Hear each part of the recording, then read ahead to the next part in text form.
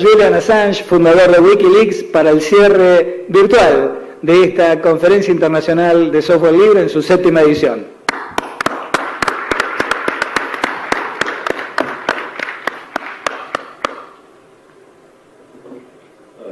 Can everyone hear me in Buenos Aires? Yes, of course. Let me introduce you. Are the translators ready? Okay, we'll try and do this. So this is the first time that I have spoken to people outside the embassy since my internet was cut off. It's a bit unusual for me to be trying to do a talk by telephone, but I like a challenge, so we're going to try and do it. Normal para mí hablar por teléfono así, pero vamos a intentar hacerlo mejor. So first of all, thank you to the Computers Workers Union who've put this event together and organized it. I see that quite a lot of universities are involved in Argentina, and there's some interesting people here. It's quite nice to see actually such support for the free software movement and for ideals that I have fought for a long time by the government of Argentina and other institutions within Argentina. Please, Julian, give us just a minute to explain to the public here what is happening exactly. Could you give us a minute? Okay, well, thanks. First of all, let me just introduce myself. Okay. Go ahead. My name is Julian Assange. I'm the editor and founder and publisher of Wikileaks. I have a technical training. I taught myself to program when I was 13 and became a computer hacker or explorer of the world when I was quite young from Australia.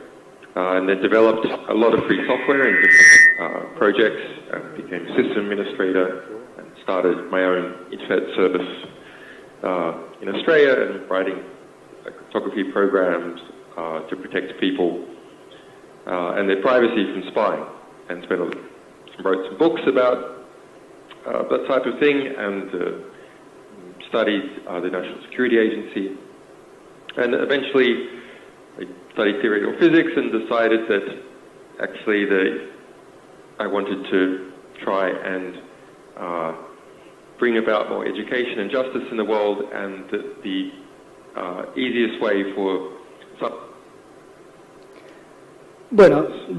the Democratic primary election between Hillary Clinton and Bernie Sanders principally had been rigged in favor of Hillary Clinton by the committee that runs the US Democratic Party in many different ways, including pushing out fake stories that Bernie Sanders supporters were trying to organize violence, making sure that more of the money went to Hillary Clinton, and so on.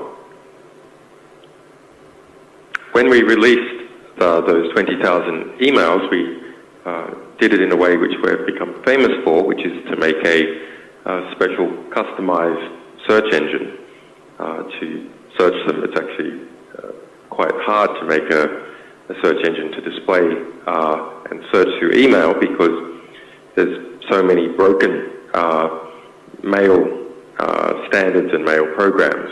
So it's quite a lot of work. And it encouraged all the people in the United States and some outside the United States who were interested in the election to sort through them. So this punched a hole in the media censorship that exists in the United States, where 4 of the 5 top TV networks and about 8 of the 9 major publications in the United States are biased in favor of Hillary Clinton. So in response, there was many attacks, and the US DC establishment, which believes that Hillary Clinton will be the winner of the election, tried to find different ways to distract from our publication. They, first of all, tried to say that we supported Donald Trump just because we were criticizing Hillary Clinton. Then they tried to say that actually we were secretly working with Russia to publish this material that was criticizing her, and this was some kind of cyber warfare against the United States. But I have learned from a lot of experience that the best way to deal with these attacks is that you never flinch, you never blink, you just keep on publishing, because every day that you publish is a day that you have the initiative in the conflict. So we continued on publishing the emails of Hillary Clinton's chief campaign manager, which are even more politically interesting than the emails of the Democratic National Committee.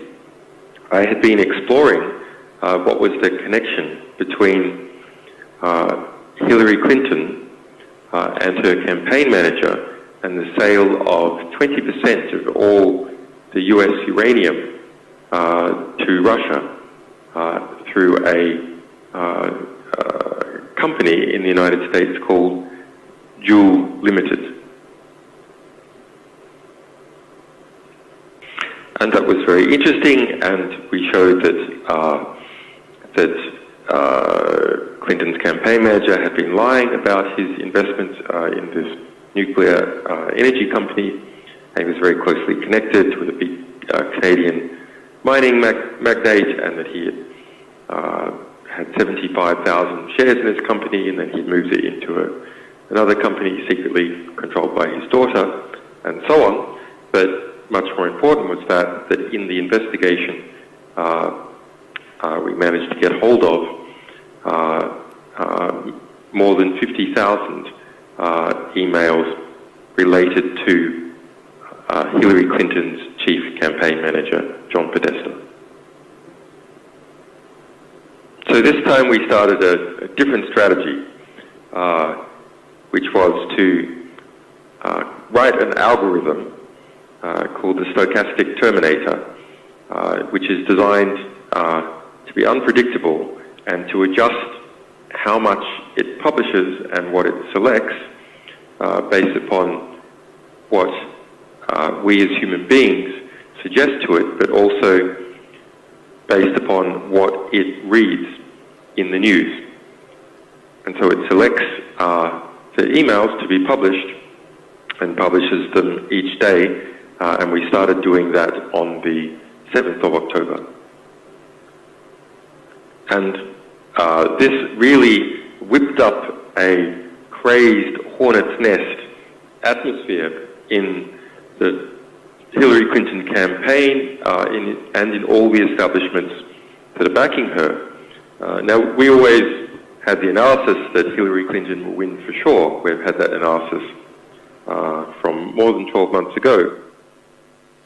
But she has pulled around her every single establishment in the US, the intelligence agencies, the neoconservatives who started the Iraq War, the weapons manufacturers, the big banks and investment companies like Goldman Sachs, most of the middle class, and most of the media.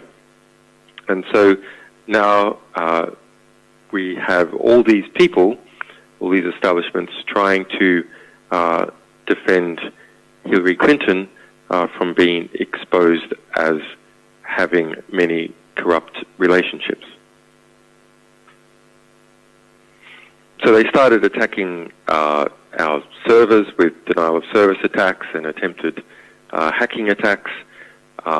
There was and there is a amazing ongoing campaign where fake documents were put in the UN and in the British courts to accuse me of being both a Russian spy and a pedophile and a molester of children.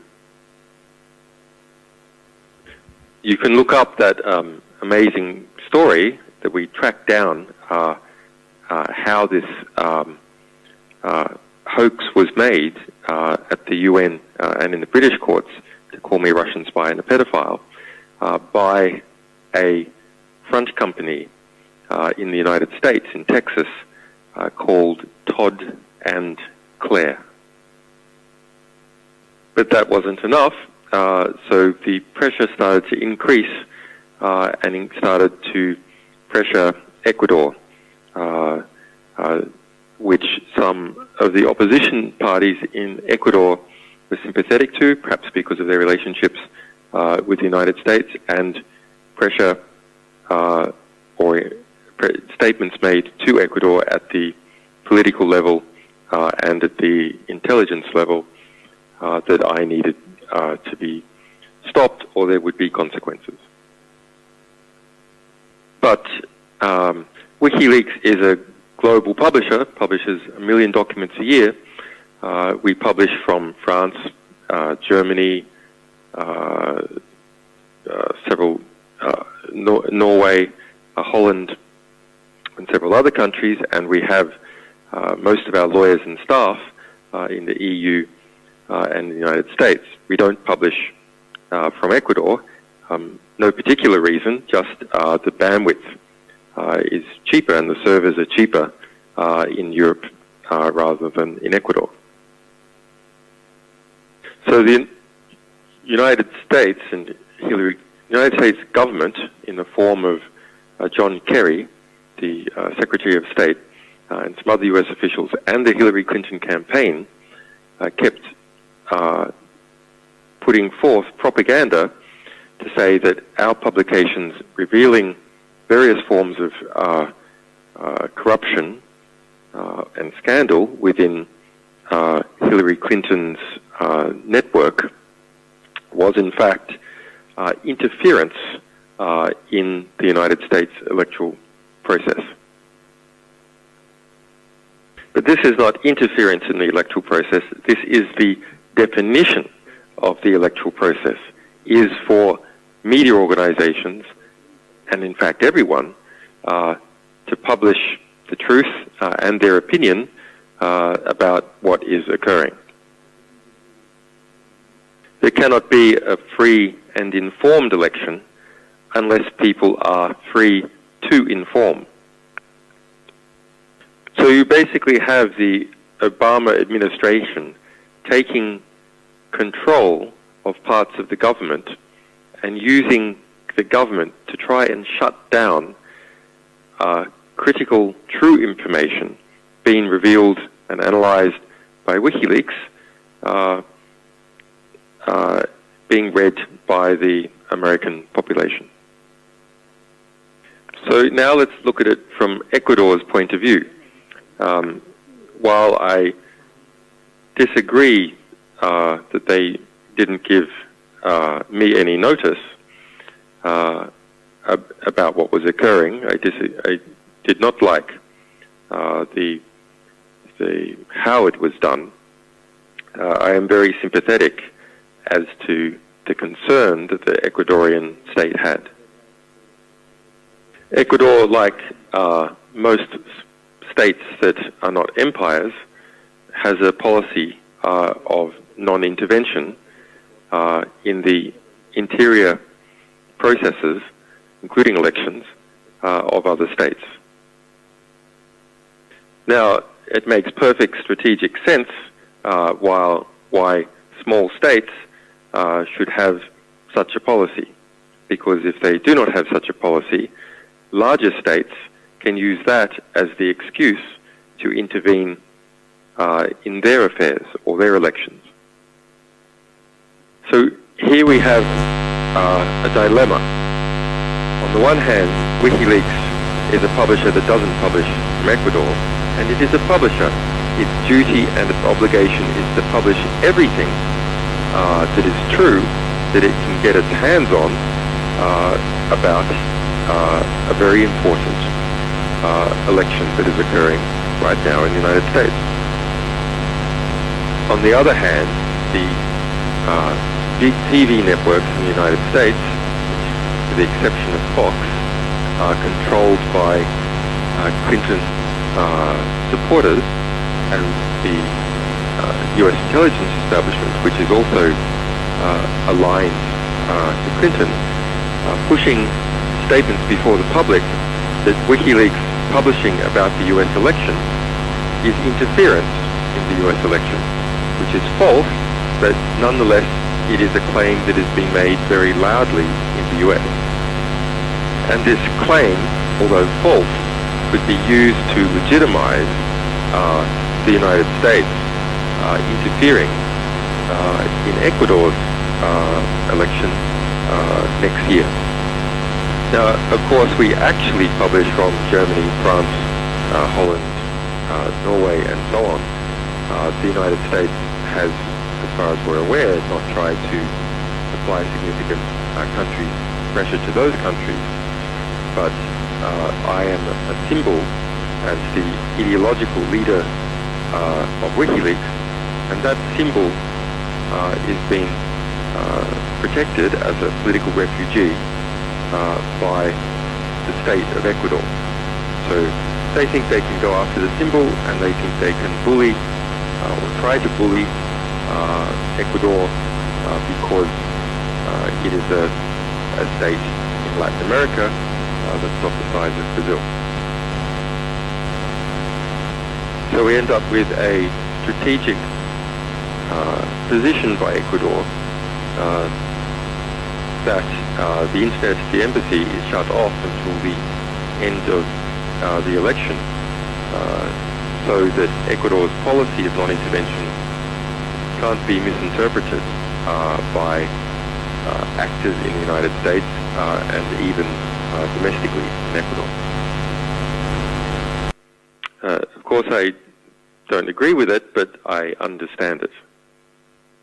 And Ecuador has been strong in many other ways, giving the asylum in the first place, and also continuing to resist quite strong pressure from the United Kingdom, the United States, and Sweden to cast me out into the street to be arrested. And if I just compare, so as I said, what the government's position is, about half the opposition parties that will be going into the Ecuadorian election next year in February say that they also will protect my asylum. But about another half don't, say, as a campaign commitment, they will hand me over to be arrested, despite the United Nations on 6th February this year making a formal finding that I am legally correct and I am being illegally detained by the United Kingdom. But WikiLeaks is you could ask what type of dog is a different company or organization, and WikiLeaks is one of these fighting dogs that has a lot of energy and runs around fighting all the time. It is built to fight. It loves nothing more than to fight. And so when my internet was cut off, of course we had long ago made strategic contingency plans for exactly this situation. Despite bombs raining down on us from statements by high U.S. officials, media and so on, this is exactly the sort of situation that we enjoy. And so there was not even a one-day pause. We just continued on publishing the next day, even though I was cut off from my team. Okay, so we're up to date in the story. Now, any questions? Para nuestro equipo técnico que hizo lo imposible para sacarlo. As I said, that it is long been our analysis that Hillary Clinton will win the election because she has all the establishments on her side, and we can see that in terms of polling. If someone like Donald Trump, who has a great many problems, I'm sure all of you are aware of it, but if he managed to get up near the 48-50% level of the polling, which he has on just 2 occasions across the different polls, united, then immediately those big media networks and the funders get together and smash him back down. So I don't think there's any chance of Donald Trump winning the election. That would probably be bad inside the United States. It would probably be good outside the United States. But even with the amazing material that we are publishing and will continue to publish, because even though we publish it and there's a lot of people on the internet reading it directly, most of the media organizations in the United States are very strongly aligned with Hillary Clinton for 2 reasons, really. A lot of them are owned by big businesses, which are owned by banks, which are aligned to Hillary Clinton, and the other is a class reason. Most journalists and media workers are very middle class, and Donald Trump represents, in their mind, white trash. And so to be doing anything that looks like it might support Donald Trump looks like you're supporting the trash, and that means to those rivals that they have within their class that they are white trash. And so it lowers their social status, and that's a very dangerous thing to do in an institution, is to have your social status lowered because someone else might get your job or the job that you want to have with the institution. So there's a lot of conformity and a lot of fear about criticizing Hillary Clinton in any way at all, so it reduces the impact of even very significant material that is released. But what is the impact for Latin America? Well, I think it's extremely positive because I think that this is the first time in US electoral history that we can see the power structure going into the new presidency. So the various alliances and forces and influences of Hillary Clinton and her team, we are exposing day by day. And so that's going to shift understanding of the phenomenon that then everyone has to deal with inside the United States and out. It becomes more predictable, and also the worst excesses of it are easier to contain. As a security expert or former security expert, and someone who's had to continue to understand that in order to protect Wikileaks and our sources, I think electronic voting is completely crazy. The electronic aspect of it, even if there is cryptography, maybe especially if there's cryptography, makes it so complex that individual peoples and communities can't assess whether it is doing what it says that it's doing. And so it becomes easy to manipulate. Now, even if there are rules to have sophisticated auditors, external auditors auditing what has been done with random checks and so on, we all know the reality that once those rules are set up for auditors, gradually they are defunded, or the auditors get lazy, and they gradually start to disappear, and those people who want to manipulate the system understand the abilities and limitations of the auditors more and more as time goes by. So I think electronic voting is completely crazy for national elections.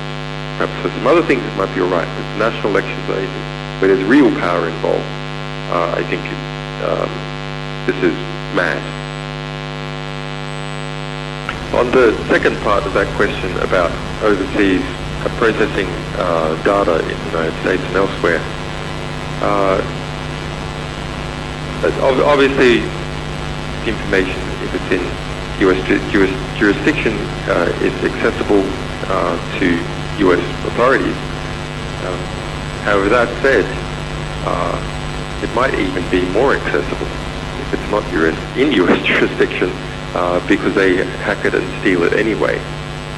So this issue of the breakdown in areas of jurisdiction or areas of sovereignty is a much broader issue, which is causing a disappearing of effective borders, a blending in or a merging in of different states with each other. There's a lot of benefit to that, but on the other hand, it seems quite likely that the largest, most powerful electronic states, like the United States, maybe like China in a few years, will be able to hold and gather together critically important functions of other countries, and then we'll be able to squeeze these functions, both in terms of obtaining data from them, but possibly more importantly, in terms of demanding fees in court cases, or simply cutting off access.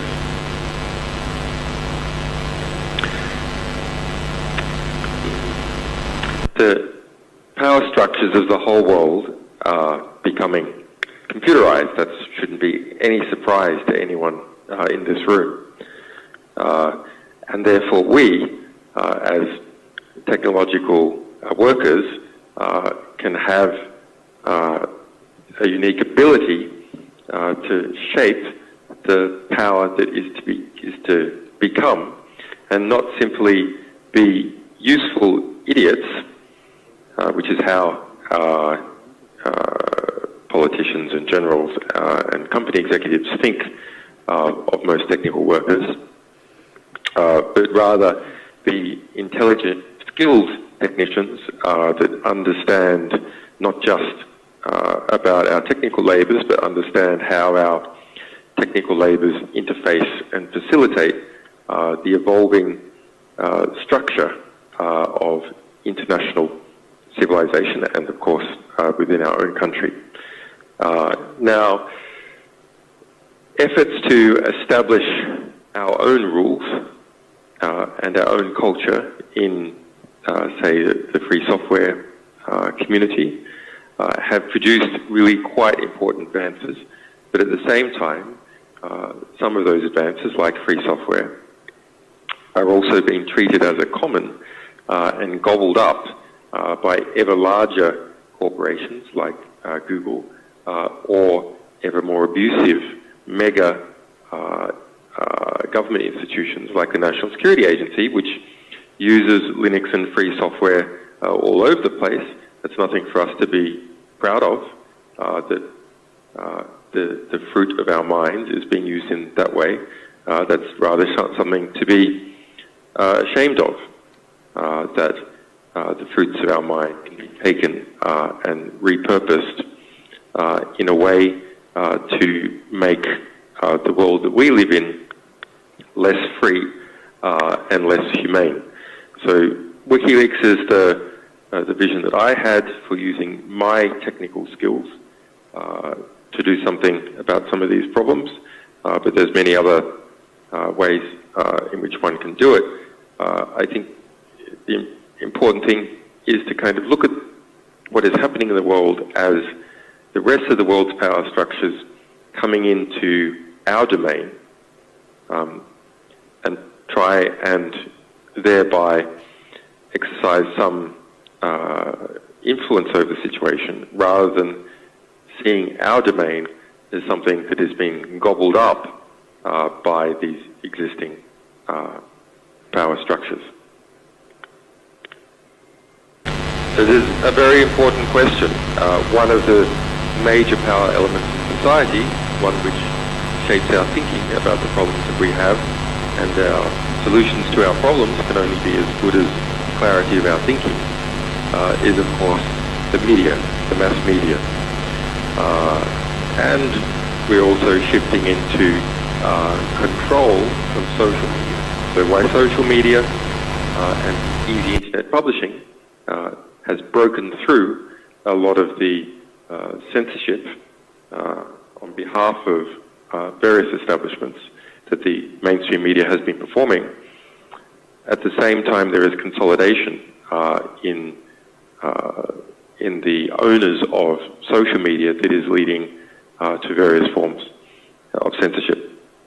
There's a great book that's been published in Argentina. I think it's in Argentina, it's definitely in Spanish, called Wikileaks, and that is an analysis of the Latin American media, looking at the cables that Wikileaks published, showing the relationships between the US State Department and the various media oligarchs in Latin America. Now, why did a separate book have to be published on that? Well, because obviously the Clarion Group was not reporting about the Clarion Group, and there also exists a type of truce between the different media owners and even amongst journalists to not report critical information about these groups or individuals that you would think would be rivals, but they're too scared to get into a media war with each other, so they tend to censor news that is critical of the media. Now, in the one of the things most remarked on by our recent publication about the DNC and Hillary Clinton's campaign is how many unethical journalists were exposed. So journalists who were checking to make sure that Hillary Clinton was, or Hillary Clinton's campaign manager was approving of what they wrote. Private parties with more than 65 different journalists where they didn't report on anything that happened at the party with Hillary Clinton or her campaign manager John Podesta cooking together and so on. But you're right, the full archives of the New York Times or the Clarion Group or CNN would make a very big difference to people's opinion and help to understand those power networks. We did it for Sony Corporation. Sony Corporation, while it's not a news corporation, it is a media corporation. And that showed very interesting things. For example, that Sony tried to do a deal with UK Prime Minister David Cameron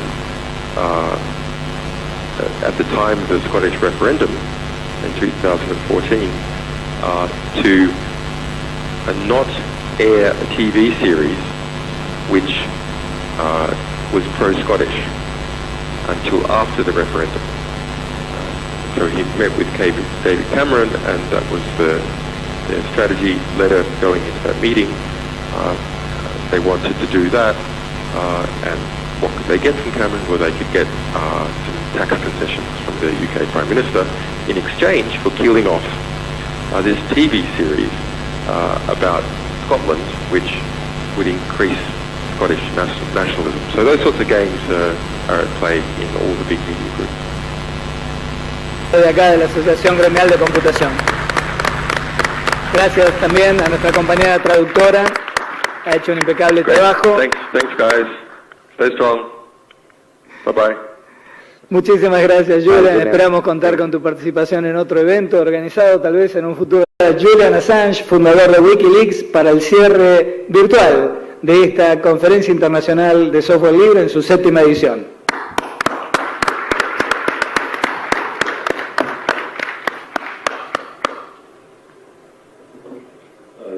Can everyone hear me in Buenos Aires?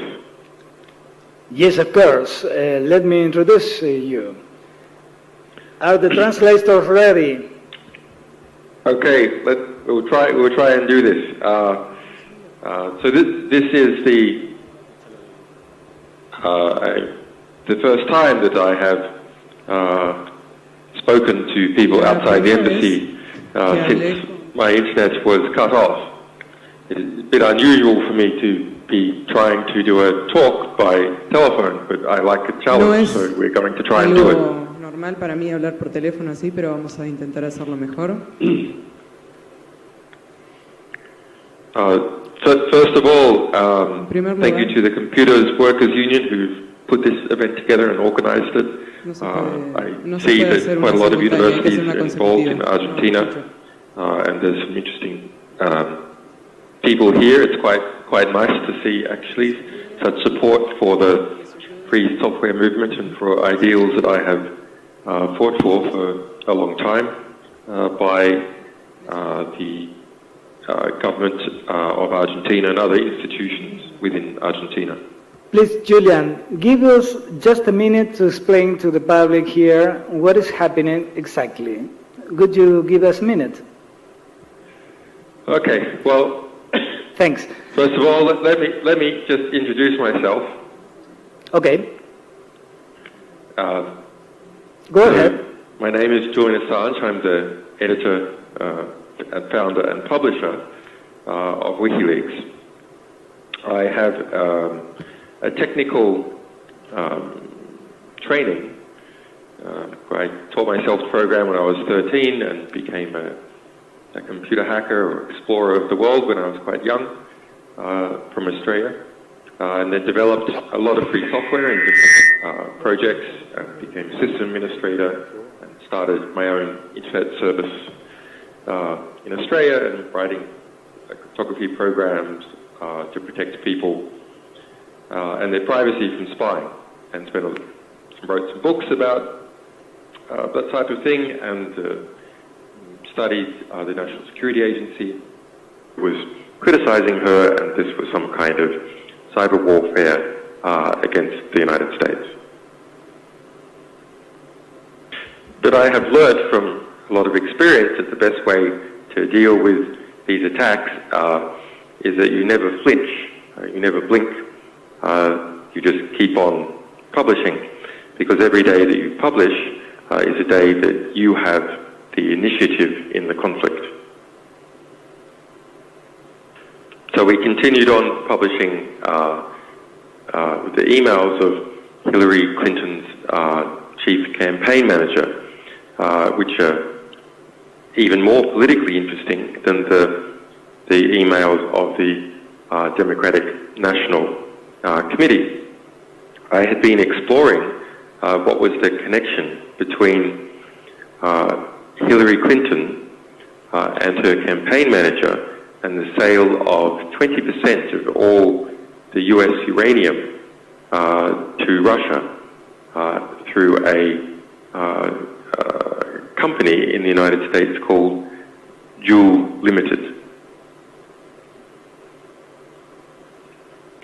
And that was very interesting, and we showed that, and eventually I studied theoretical physics and decided that actually I wanted to try and bring about more education and justice in the world, and that the easiest way for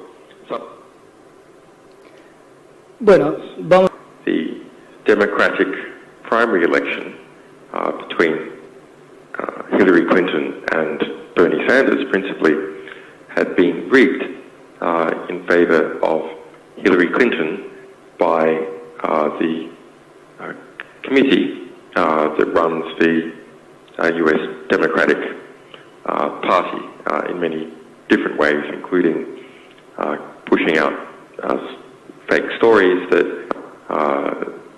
Bernie Sanders supporters were trying to organize violence, making sure that more of the money went to Hillary Clinton, and so on.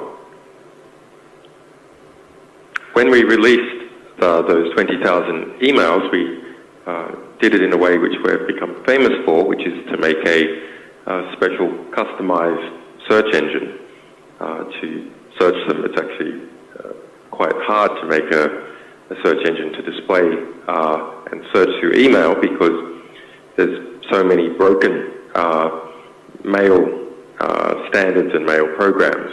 So it's quite a lot of work, and it encouraged all the people in the United States and some outside the United States who were interested in the election to sort through them. So this punched a hole in the media censorship that exists in the United States, where 4 of the 5 top TV networks and about 8 of the 9 major publications in the United States are biased in favor of Hillary Clinton. So in response, there was many attacks, and the US DC establishment, which believes that Hillary Clinton will be the winner of the election, tried to find different ways to distract from our publication. They, first of all, tried to say that we supported Donald Trump just because we were criticizing Hillary Clinton. Then they tried to say that actually we were secretly working with Russia to publish this material